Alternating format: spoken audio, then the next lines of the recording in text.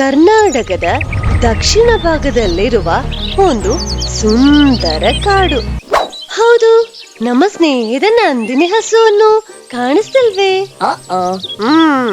ನಮ್ಮ ಬಲ್ಲ ಕುದುರೆ ಕೂಡ ಕಾಣಿಸ್ತಾ ಇಲ್ಲ.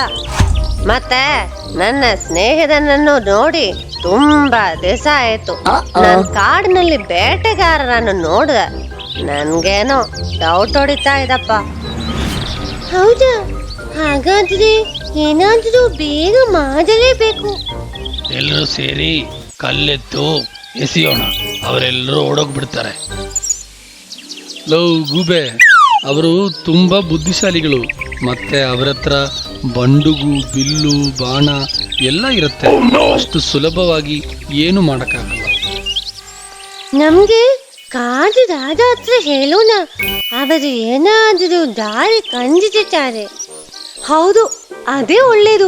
ನೀನು ಹೋಗಿ ರಾಜ ಹತ್ರ ವಿಷಯ ಹೇಳಿ ಬಾ. ಹಾಗೆ ಇದಕ್ಕೂ ಪರಿಹಾರ ಕಾಣಲಿಕ್ಕೆ ಚಿಕ್ಕ ಪಕ್ಷಿ ರಾಜವನ್ನು ನೋಡಕ್ ಹೋಗ್ತಿದ್ದಾಳೆ. ರಾಜ, ಪ್ರತಿದಿನ ಕಾಡಲ್ಲಿ ಕಾಡು ಪ್ರಾಣಿಗಳು ಕಡಿಮೆ ಆಗ್ತಿದೆ. ಕಾಡಿಗೆ ಬೇಟೆಗಾರರು ಬಂದಿದ್ದಾರೆ. ಓ ಹೌದಾ? ಹೌದು ರಾಜ, ಹಿಂಗೇನೆ ಬಿಟ್ರೆ ಕಾಡಲ್ಲಿ ಯಾವ ಪ್ರಾಣಿಗಳು ಬಾಕಿ ಇರಲ್ಲ.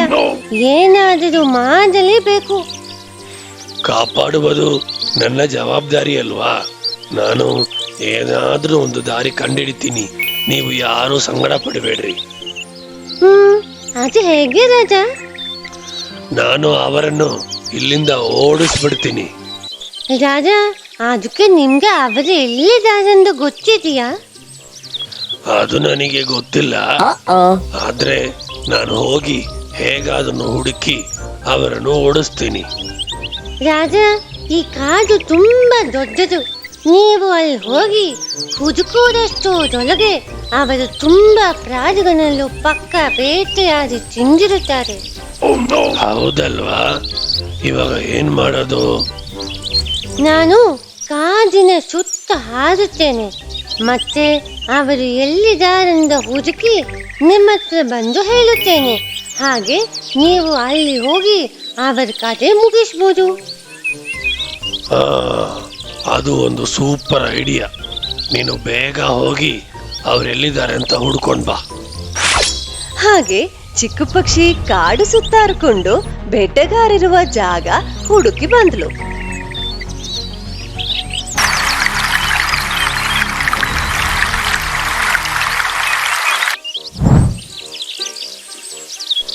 ಏನಾಯ್ತು ಚಿಕ್ಕ ಪಕ್ಷಿ, ಕಂಡಿಡ್ದ?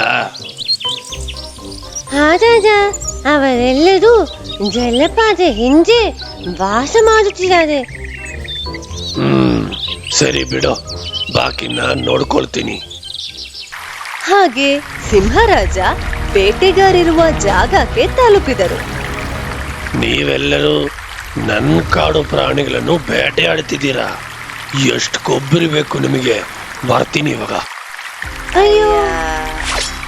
ಸಿಂಹರಾಜ ಬೇಟೆಗಾರನ್ನು ಓಡಿಸಿದರು ಮತ್ತೆ ಕಾಡನ್ನು ಕಾಪಾಡಿದರು.